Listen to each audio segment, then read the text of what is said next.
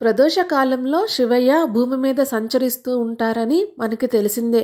ఆ సంధ్యా సమయంలో శివ తాండవం కూడా చేస్తుంటారని మనకి తెలిసిందే. అయితే ప్రదోష సమయంలో ఖచ్చితంగా చేయకూడని 3 పనులు ఏంటో ఇప్పుడు తెలుసుకుందాం.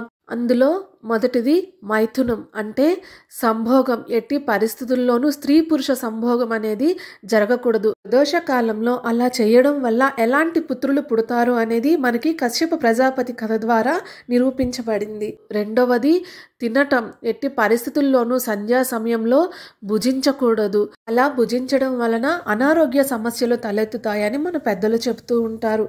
ఇక మూడవది నిద్రపోవడం. ప్రదోష సమయంలో నిద్రపోవడం వల్ల అలక్ష్మి ప్రవేశం అనేది జరుగుతుంది.